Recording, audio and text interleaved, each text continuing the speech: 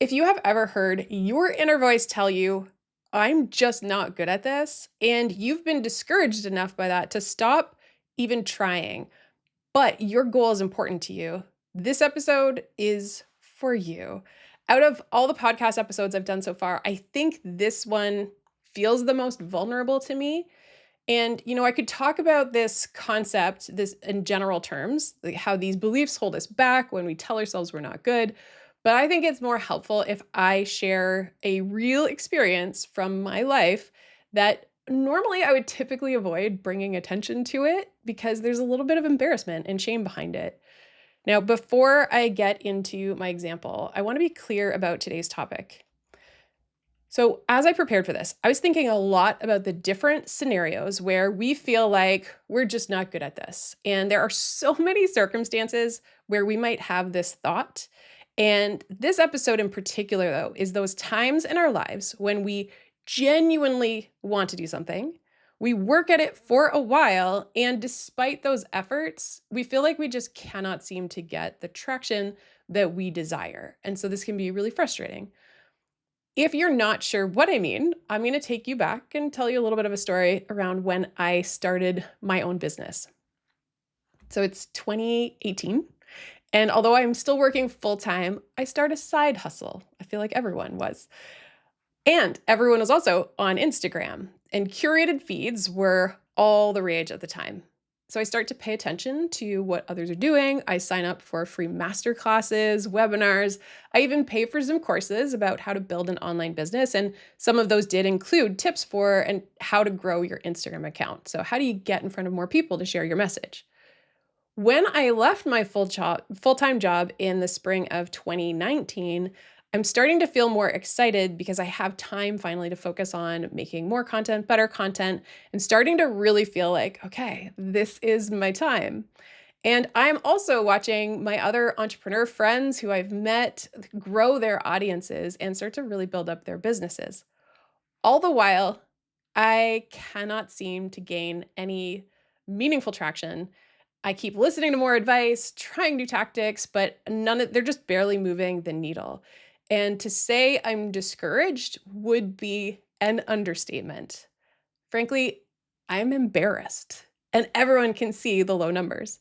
So at the end of 2020, when I decide to pause and reevaluate my business, I actually feel a ton of relief when I stop. Then at the start of 2021, when I decide, okay, I'm pivoting my business, I'm going to focus on teaching online presentations during a pandemic, I'll add. My YouTube channel started to gain some traction, and I focused all of my attention there and let go of Instagram. My inner voice had already been screaming, "You're not good at Instagram." And now that YouTube seemed to be working well, this seemed to be further evidence that I was not good at it. Like, this just compounded and added to this belief. Now let's fast forward to 2025, this year, when I decide that it's time for me to pivot. I really wanted to start teaching about momentum, and I recognized that Instagram could be a really useful tool for reaching a new audience, and this content feels like a really good fit for Instagram. So this is starting to feel like a fresh start, especially because the algorithm is completely different. The platform, so much has changed. And also, I've changed. I am not the same person I was from 5 years ago or 4 years ago when I stopped.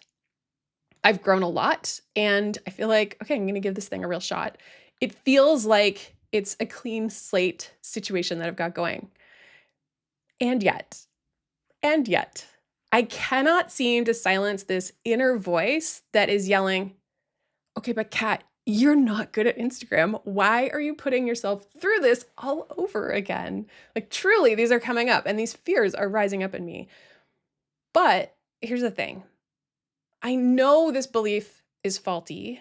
I also know this belief is just way oversimplified because I was taking a look at the data or data, however you like to say it, and that was looking at how many followers I had. So I drew a very simple conclusion. I must be bad at this. This number is not changing. It's not really going up. What was happening is I had a fixed mindset. I wasn't just saying to myself, I'm bad. I was also saying to myself, and that's just how it is. In this case, there is no room for growth, no room for nuance, and truly no curiosity. Because we know that a growth mindset is a curious one. It's asking things like, I wonder why what I'm doing isn't resonating, or what can I change and test and see if that works better? Or are there things that I've tried and have sort of worked and maybe I can lean into those and try them a little bit more? I could also ask, what kinds of questions have I not been asking that I should be asking? In other words, it's just so much more open when you take on that growth mindset. When we give in to the belief that we're just simply not good at something, we're shutting down growth, shutting down curiosity. And what's happening is it's a protective mechanism. Your brain is saying, don't keep going because maybe something bad will happen or only bad things will happen.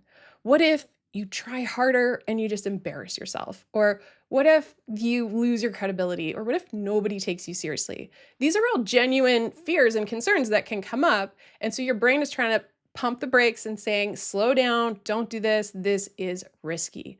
So our brains are assessing this risk and trying to protect us from any harm.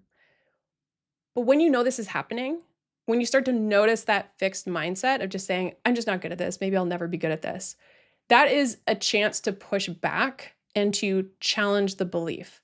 It's about saying, instead of I'm not good at this, saying, I'm not good at this yet. I have more to learn and there's room for me to grow. Those are all very, very different mentalities. I want to be clear that this is not about being delusional or lying to yourself, because I think it's okay to acknowledge when you're not there yet. Sometimes we truly are not good at something yet.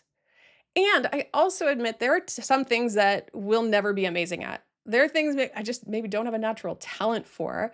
But when it's something that really matters to you, don't give up on it.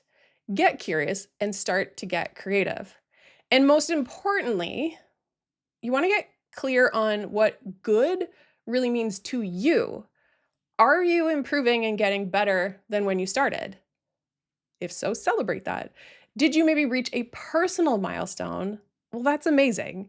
It's hard to do, but I really encourage you to try not to fall into that comparison trap, measuring yourself against other people who, by the way, might have hidden advantages that you can't actually see.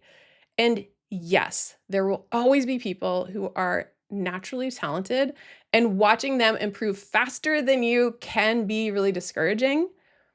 It is not easy, but when you see someone who's doing well, maybe try tapping into the curiosity and saying, well, what is working? Why is this working? And is there something I can learn from them? Doing that switch, it doesn't come naturally, but it is possible.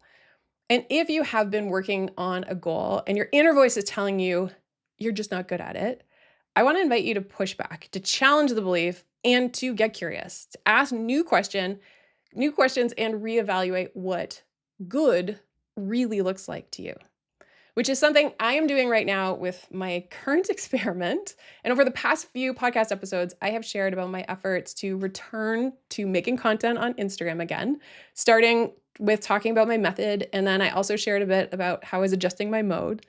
But today I do want to share a bit about how I'm working on my mindset, because I am not lying when I say that my inner voice just screams, you are not good at Instagram, or just straight up, you're bad at it. That goes through my head more often than I want to admit. So what are some of the things I'm doing to address my mindset? The first is I am embracing this idea of yet.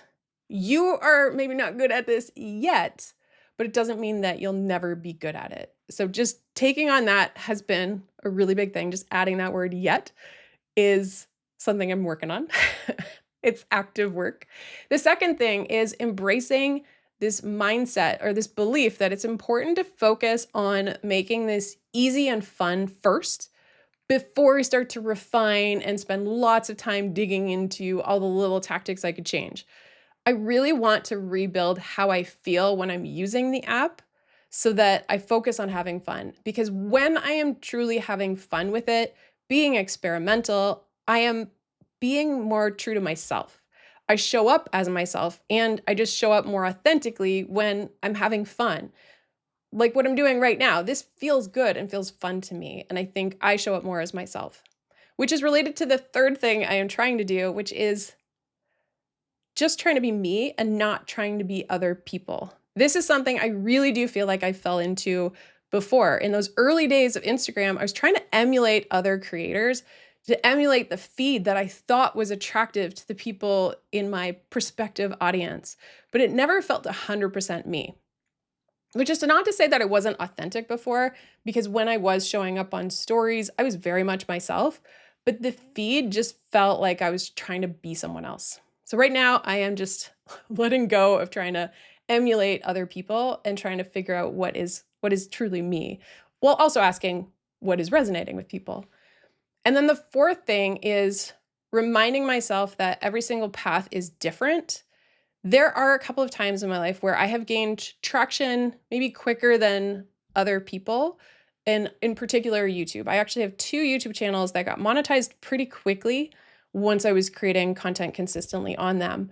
The one that you might know is my kind of Kat Mulvihill channel. It's got tutorials and it's the online presenting stuff. And that gained traction because during a pandemic, I was teaching people skills they needed. I also noticed that there were videos I wish existed and they didn't, so I started to make those. The other channel is more personal, and this was about deciding to track my gray hair journey, because in 2020, I decided to go gray, and I didn't see very many other young people. I was in my 30s at the time, and I was looking for videos and I couldn't find other videos, so I started to make them. In a way, I was sort of filling a void that I noticed was missing.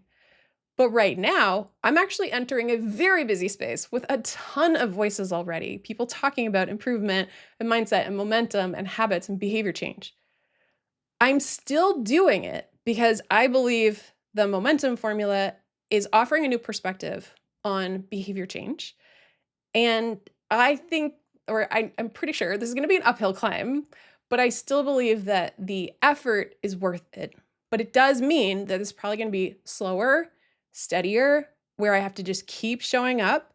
It's not necessarily filling a void like the other 2 things did. So don't expect the same thing to happen. Keep my eyes on my lane and focused on my own performance, not comparing myself to other people. And also making incremental changes. So staying curious and staying open, because that growth mindset makes it a lot easier for you to find momentum and to keep it.